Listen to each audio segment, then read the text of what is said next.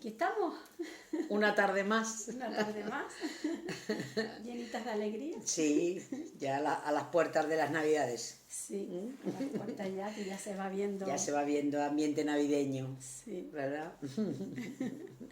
de celebración. De celebración. Sí, hay mucha gente que no le gusta la Navidad Hay gente que no.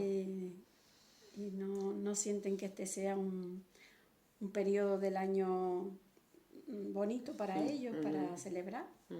Pero bueno, sí que es verdad que la mayoría de la gente, los niños, Ajá. es un periodo bonito de ver las calles, las tiendas, De iluminación. la iluminación.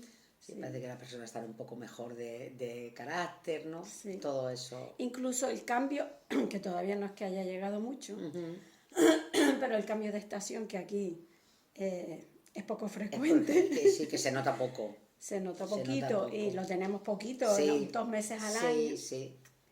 No ha llegado este año aún, pero Aún no ha sí llegado. que es verdad que ya lo vamos nosotros como pidiendo y, Claro, y sí. llamando. Sí, por la noche ya Por la ya noche está refresca. sintiendo cierto fresco, ¿no? Que lo que el cuerpo ya va pidiendo, ¿no?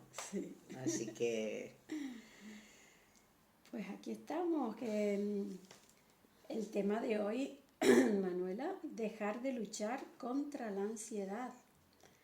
Qué tema, ¿no? qué tema, ¿no? Porque hoy día hay mucha ansiedad, la gente vive con mucho estrés dentro, con mucha lucha dentro, con mucha exigencia dentro y todo eso los adultos se lo vamos contagiando a los niños. Sí, Ya hay muchos niños adolescentes con ansiedad sí, también, con sí. cuadros de ansiedad Sí, y con tratamiento. y con tratamiento. Tratamiento químico para la ansiedad. Todo se transmite. Sí. Así que los niños son un reflejo de los padres. Entonces, si los padres tienen ansiedad, pues los hijos lo normal es que lo tengan, ¿no? Así que es un mal generalizado ahora. Que para mí la explicación que tiene la ansiedad es creer que el miedo hay que quitárselo mientras antes mejor. Para mí no sé desde cuándo, porque yo sé que esto no ha sido desde siempre, pero no sé desde cuándo se fue instalando poco a poco la percepción de que el miedo era malo, que había que quitárselo cuanto antes, porque el miedo paraliza, porque el miedo no te hace nada bueno, ¿no? Y lo tenemos en todo, en el cine, en las canciones, ¿no? La canción de Rosana, Vivir sin miedo. O sea, bueno, si vives sin miedo, desde luego no te podrás hacer cargo de tu vida, porque el miedo es el instinto básico para la supervivencia, ¿no? El primer rasgo de la demencia es perder el miedo, ¿no? El niño cuando es pequeño todavía no tiene miedo y por eso puede tirarse por una escalera, tirarse por una ventana, porque no tiene desarrollado el miedo. O sea que el miedo es el instinto básico, ¿no? de supervivencia, ¿no? Entonces siempre que tenemos miedo está el cerebro poniendo la atención en eso que teme, pues para tratar de evitarlo, y si no se puede evitar, pues para tratar de tener respuestas si eso llega a suceder, ¿no? Pero De hecho había un cuento, Juan sin miedo, ¿no era? sí, Ahora me vino, wow, sí, cuánto tiempo. sí, pero no me acuerdo de cuál era el Sí, argumento como del que cuento. no le tenía miedo a nada, podía Ah, enfrentarse a los dragones, a lo que sea, que no le tenía miedo a nada. Pues bueno, pues fíjate desde cuando viene como si fuera un ideal, ¿no? Y Como si... a los chicos, antes también se les decía, no seas gallina, venga, atrévete, fuera miedo, no sé qué, no seas cobarde. No seas cobarde. Venga, Sí, los hombres sí, no son no cobardes. son cobardes. También recuerdo eso, no tanto a las chicas, También. pero sí a los chicos. Claro, pero en el miedo no seas cobarde, lo que es no te achiques por el miedo, sino que el miedo hay que rebasarlo Ahí te iba a decir. y convertirse en temerario, que es lo que suele pasar, ¿no? Lo que suele pasar en la juventud es que si no reconoces el miedo como algo que te está avisando, que te está protegiendo, entonces el propio cerebro tiene una operación de que lo desplaza de la conciencia y te conviertes en temerario, ¿no? Creo que todos los jóvenes hemos sido temerarios, yo fui temeraria, porque lógicamente yo tenía una madre autoritaria donde no se podía hacer lo que ella no permitía. Entonces, para quitarme el miedo que le tenía a mi madre, con no hacer lo que ella permitía, tenía bastante. Pero como resulta que mi propio impulso a descubrir me llevaba a hacer cosas que ella no permitía, entonces para poder llevar a cabo esas cosas tenía que desplazar el miedo al inconsciente, ¿no? Y esa es con el tiempo, pues me di cuenta que yo había sido bastante temeraria. La verdad es que no tuve nunca ninguna dificultad, pero me puedo reconocer como temeraria. Y por eso cuando veo a los jóvenes con conductas temerarias, digo, eso es normal, eso viene de una educación autoritaria donde tú estás acostumbrado a quitarte el miedo, no haciendo lo que no te permiten, pero llega un momento que el propio instinto a descubrir que viene con la edad para entrar en el mundo de los adultos te obliga a desplazar el miedo porque no lo puedes sentir, ¿no? Porque es lo que hacías, quitar el miedo no haciéndolo, pero como ahora lo tienes que hacer, es como una fuerza que el cerebro humano es tan potente que lo desplaza para poderlo llevar a cabo. Pero claro, al desplazar el miedo, pues te conviertes en temeraria, porque el miedo está para que no dejes de hacer nada, pero todo sabiendo que el miedo te está protegiendo, que vas con toda tu atención, ¿no? Exacto, porque si desplazas entonces Entonces de esa forma, claro, pues entonces, el miedo también desplazas la atención, o sea, claro, la atención está por ahí. supuesto, claro, pasa al inconsciente y entonces pues el cerebro propio se convierte en temerario, ¿no? Seguro que habrá alguien que esté preguntando, y eso también es bueno, porque si todo es bueno, todo lo que hace el cerebro humano es bueno, pues eso también es bueno, claro que es bueno. Ah, bueno, si te mueres en el intento, pues no, ya bueno, te moriste, pues te enterraron y ya está. Pero si no te mueres, tener conductas temerarias enseña mucho, mucho. Porque cuando escapas loca, como se dice aquí, que me gusta mucho, pues te das cuenta de lo que has hecho y sacas mucho aprendizaje. O sea Sí. que el cerebro te convierte en temerario, para que te des cuenta, de que el miedo es necesario, ¿no? Yo siempre digo que en la educación, por lo menos yo era lo que le decía a mis hijas, no dejen de hacer nada porque crean que a mí me parece mal o que a mí me va a dar miedo. Háganlo con todo el miedo que puedan sentir, con toda la atención, con todas las precauciones, pero no me lo cuenten. Pero no Claro. dejen de hacer nada porque tienen miedo, porque el miedo no indica que tengas que dejar de hacer nada. El miedo lo que te indica es que hay que hacerlo con precauciones, ¿no? Si tú vas a subir una montaña, pues vas con toda la atención, llevas miedo en todo tu torrente sanguíneo para evitar accidentes, ¿no? O sea que entonces el miedo siempre, siempre va a desplegar la atención, siempre. Entonces un buen compañero de viaje. Por supuesto, para mí yo siempre digo, yo siempre he hablado de, cuando ya lo descubrí, de mi fiel aliado el miedo. Y a mí el miedo me da mucha confianza. O sea, yo tengo que llevar a cabo voy a vivir una situación que no es cotidiana, que es importante, y me preguntan cómo estás y siempre yo digo cagada pero tranquila. Porque si yo siento el miedo, yo sé que voy a afrontar eso en las mejores condiciones.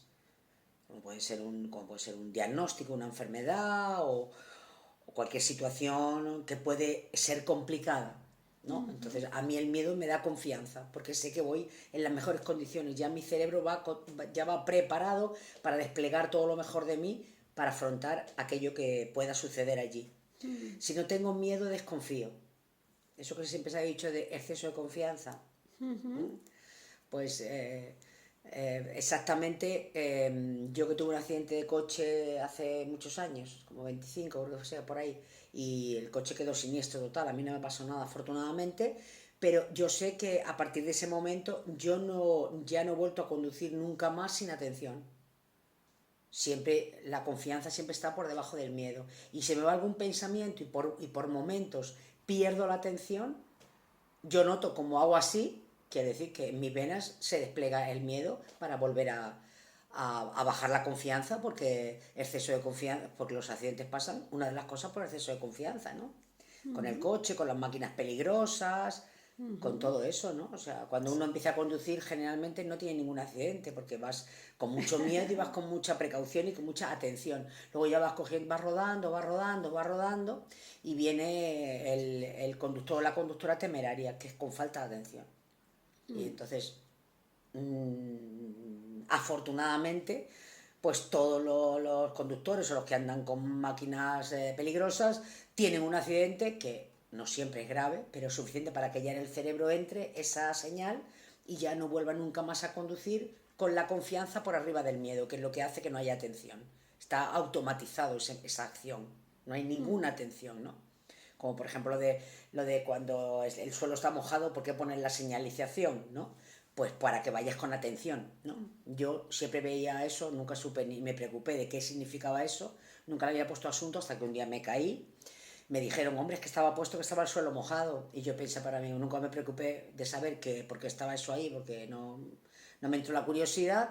Desde luego ahora, desde que yo veo el cartel a muy larga distancia, ya la confianza con la que yo voy caminando normalmente ya se pone por debajo. Ajá. Y ya noto como el miedo se pone por arriba y entonces ya camino con atención. O sea que eso creo que todos todos hemos experimentado situaciones de eso, ¿no? Y además en el lenguaje está por exceso de confianza. ¿Qué te pasó? Pues exceso de confianza, Manuela. Exceso de confianza es ausencia de miedo. Porque la confianza y el miedo siempre están en una balanza y están... Si hay mucha confianza, no hay nada de miedo, y si hay mucho miedo, pues hay poca confianza. Entonces, todo lo que necesita atención no se puede hacer con la confianza por arriba del miedo. Siempre tiene que estar el miedo, por encima de la confianza para que la atención siempre esté y nos mantenga todo el potencial que tenemos en esa situación, ¿no? Y entonces, Manuela, ¿por qué crees que ha pasado todo esto? ¿Por qué se le ha dado la vuelta a algo que es tan necesario, ¿no? Para la vida. No lo sé, lo que sí sé es que como yo lo que intuyo, porque como estas cosas hay que tirar de la intuición y de la creatividad para ponerle palabras y ponerle forma.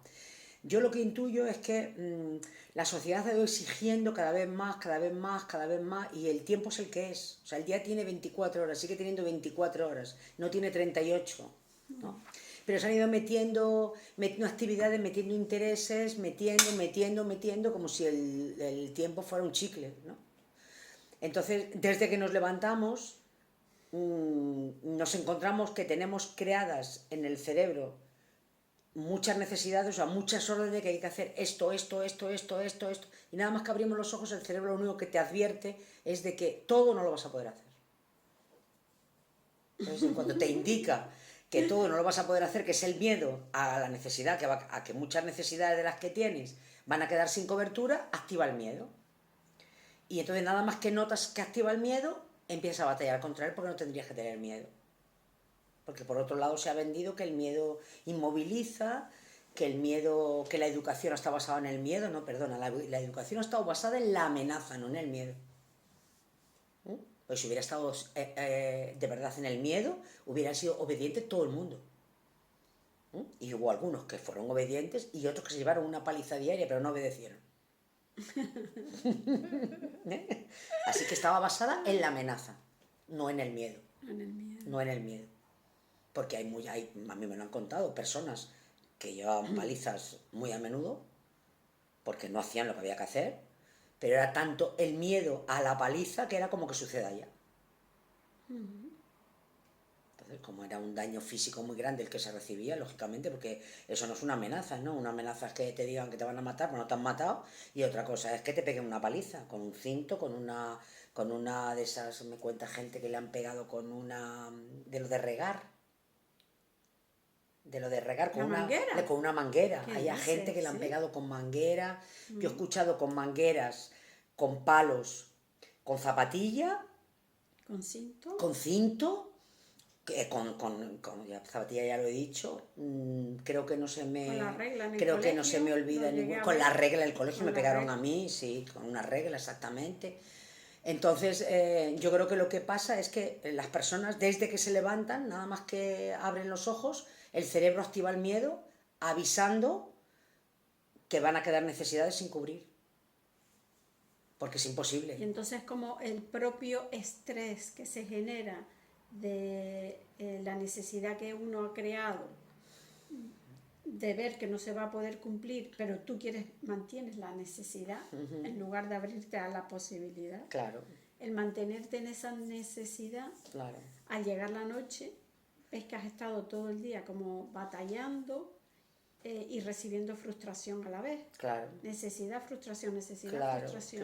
claro. Y cuando te levantas, ya te levantas así. Tú has nombrado lo del estrés, y es que yo el estrés sigo sin saber exactamente lo que es, porque yo cuando escucho a una persona que habla de estrés, le digo, pero ¿tú a qué le llamas estrés? Y hay tantas cosas a las que las personas le llaman estrés, que entonces lo más importante es que si en mi cerebro hay grabadas 20 órdenes, que cada orden, cada acción que tengo que llevar a cabo lleva 20 minutos y tengo 6 horas, ya el cerebro sabe que esas necesidades no van a quedar cubiertas todas. O sea, ya desde, antes de poner el pie en el suelo, porque hay gente que me dice, yo tengo ansiedad de que me levanto, Manuela, digo, pero es que normal. Nada más que te despierta, lo primero que hace tu cerebro es resetear las necesidades que tienes grabadas para ir dando las órdenes, y lo primero que hace es darse cuenta de que no va a poder cubrir todas. Y entonces activa el miedo como respuesta. Siempre que una necesidad puede quedar sin cobertura, lo que activa el cerebro reptil es el miedo. ¿El miedo para qué? Pues el miedo para desplegar la creatividad, o bien para que salga una respuesta que evite lo que yo creo. Por ejemplo, si tengo miedo, hoy no voy a poder ir al médico, pues rápidamente la creatividad se me despliega, voy a llamar y voy a anular la hora. ¿Vale? O sea que la creatividad me lleva a dar respuestas, bien para evitar que esas necesidades queden sin cobertura, que es transformándolas, ¿no? O intentando o creando respuestas para si llegara a pasar eso.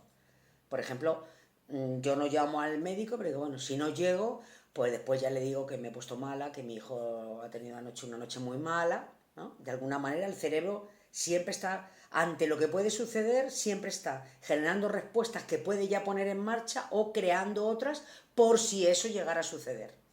Eso es el sentido del miedo, ¿no? El miedo va a activar primero lo que puedes hacer ya para que esa necesidad que tienes no quede sin cobertura, ¿no? O cuando ya ha quedado sin cobertura, dar respuestas para afrontar, ¿no? O sea, por ejemplo, cuando tuvimos el confinamiento, pues las personas, muchas personas, no fue mi caso, pero muchas personas sintieron el miedo a no tener comida en su casa, ¿no? A que les faltara el alimento. Entonces, las personas que sintieron el miedo, rápidamente, unas fueron a comprar, a hacer una compra muy grande para tener comida, para que tuvieran más tiempo la despensa llena, ¿no? Y otros no fueron a comprar, pero el cerebro estaba trabajando en esa situación y ya estaba muy atento a lo que le iba quedando en la despensa. Y ya no apuraba tanto la despensa, ya iba a comprar cuando quedaba antes más, cuando quedaban más cosas que antes, cuando contaba juguetes ir al supermercado, ¿no? Sí. ¿Lo entiendes? O sea que el cerebro activa el miedo cada vez que percibe que una necesidad puede quedar sin cobertura. Me llega así un poco como que quizás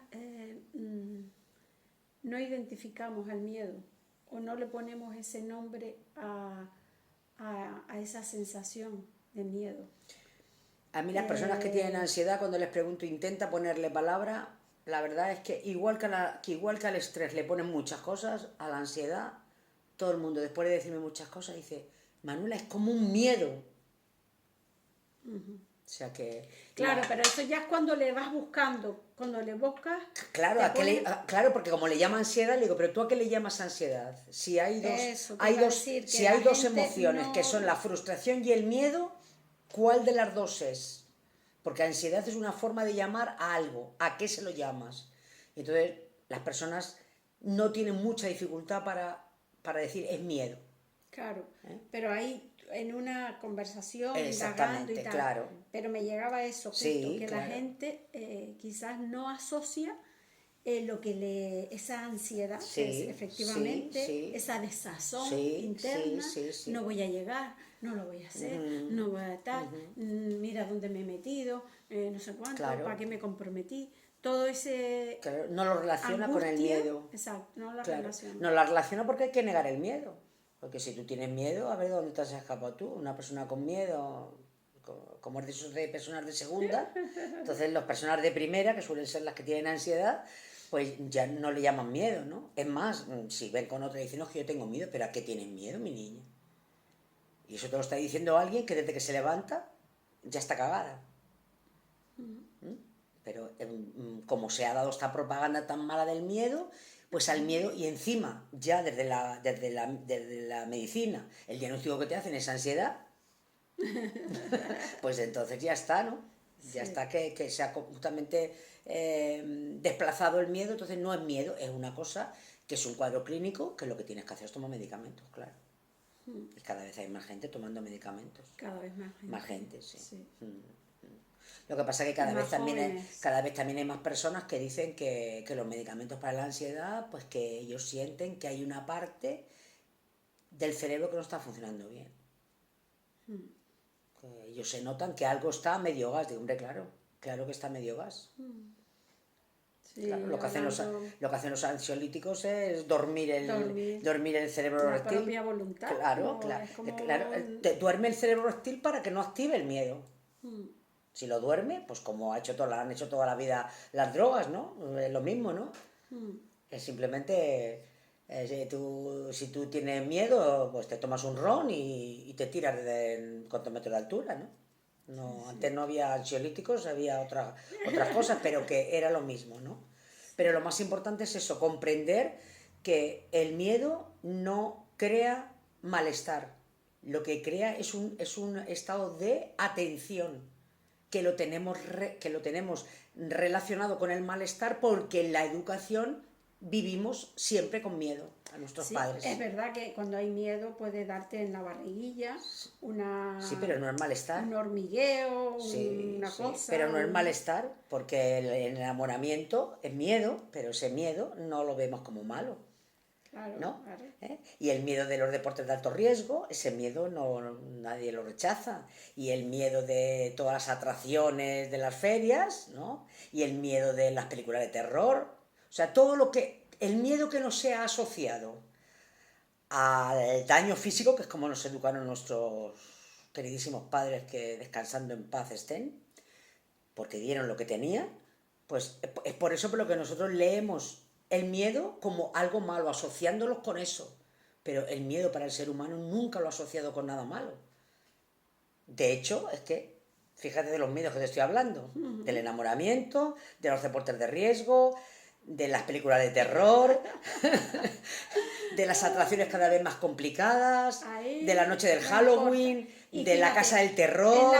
Es la misma sensación química, física, por supuesto, química es la misma. Cuerpo, y sin embargo, una le ponemos... que es mala. Sí, claro. Y realmente el sabor que te deja dentro es como de mal, pero porque le estamos dando esa... Pero por la percepción que le damos. Pero la química es exactamente la misma. La química es la de la atención. Por eso cuando estamos enamorados se para el mundo y solo existe la persona de la que estamos enamorados. Porque toda la atención nuestro cerebro la pone en el ser que tiene que ser cazado. Estoy hablando del enamoramiento que dura lo que tardamos en meter al otro en la jaula imaginaria, ¿no? Que es, ya he conseguido establecer una relación con esta persona. Cuando eso ya está, el enamoramiento desaparece, porque ya no hay miedo, ya no hay que poner atención en cazar nada, ya está cazado, ¿no? Sí. Ahora viene otro miedo, que es el de que no se escape de la jaula, que ese ya es otro miedo que todos conocemos, que no se parece en nada al del enamoramiento, nada. Ese ya no nos gusta tanto. Ese ya no nos gusta tanto, porque nos lleva a generar violencia contra la otra persona.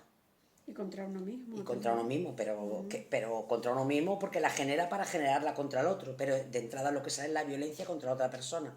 En cambio, en el enamoramiento no sale nunca violencia, porque está entendido que es algo maravilloso, ¿no? Así que yo creo que es muy importante saber esto para que las personas digan, bueno, ¿qué es lo que yo esta mañana pretendo hacer? ¿Qué es lo que yo tengo grabado? Tengo que esto y esto. Sumo y digo, todo esto no lo puedo hacer. Ya en frío sí no lo puedo hacer. Así que de aquí, ¿qué son las que quito? Quito esta, ya eso ya desaparece el cerebro como la necesidad de llevarlo a cabo, porque tú ya lo has llevado a las posibilidades, lo harás o no. Si te diera tiempo, si fuera posible. Y ya te quedas solamente con las que tú consideras que hay tiempo, ¿no? Y el tiempo hay que darle siempre tiempos entre una cosa y la otra. Porque nosotros vamos con el reloj como si fueran dinero en calderilla, ¿no? 3 minutos de aquí, 5 minutos de aquí, ¿no? Y no sabemos que el reloj no para no para nunca, y solo levantarnos de una silla, decir hasta luego, son 5 minutos. Entonces, no podemos estar haciendo las cuentas porque, claro, falta tiempo, ¿no? Yo si cuento que una cosa me ve 1 hora, le pongo 1 hora y cuarto. Para ti entonces el tema este es el que más miedo causa al ser humano, más que por ejemplo las relaciones o no sé, otro tipo de... Desde luego, a todo lo que se le llama ansiedad viene de ahí. Luego, aparte, hay otros miedos. Pero todo lo que se le llama ansiedad, el cuadro de ansiedad, que es taquicardia, que es falta al aire, que es que te duele todo el cuerpo, eso viene de ahí. De que hay o sea, el cerebro ha generado una cantidad de necesidades, ¿no? De órdenes, porque el cerebro instintivo no entiende de tiempo, ni entiende de lógica, ni entiende de nada, sino que nosotros con la creatividad le vamos llevando una información al cerebro instintivo y el cerebro instintivo y está también. Y ahora gimnasia, y luego yoga, y luego ver a mi amiga, y luego tomar café, y luego hablar con el profesor, y luego y todo. Y entonces el cerebro va creando todas esas necesidades, que está muy bien, hasta ahí el cerebro funciona bien. Luego te indica que no vas a poder hacer todas. Si tú tomas esa señal como que tienes que sentarte y decir, a ver, qué es lo que mañana es lo importante para quedarte con 5 necesidades que son las que hay que hacer y son las que tienen que quedar en las necesidades para que te lleven a esas órdenes y las demás en las posibilidades. Serán o no. Luego ya el miedo, ya que hay en las relaciones y eso ya es otro miedo. Ese normalmente no es el que produce la ansiedad, ¿vale? Es con el miedo que nos relacionamos, por eso nos cansa tanto relacionarnos. Por eso cada vez hay más gente que quiere estar sola y como más a gusto estar sola, porque claro, estar con alguien es cansado. Es cansado porque estás alerta. Porque a ver lo que te va a decir, a ver cómo te va a parecer, a ver lo que tú vas a decir, a ver lo que te va... Entonces, como hay un riesgo tan grande, donde únicamente no hay riesgo es vivir solo por el mundo, ¿no? Y entonces eso no hay riesgo. Y es menos cansado, lógicamente. Pero más inhumano. Porque el ser humano existe en la medida que se relaciona con otro. Acuérdate siempre, el niño sabe que existe cuando unos ojos se cruzan con los suyos, si no el niño no sabe que existe. Pues los mayores tampoco existimos si no es porque nos crucemos la mirada con otra persona, interactuemos y todo lo que vemos en el otro es nuestro propio reflejo. Pero si no estamos con nadie, no vamos a existir.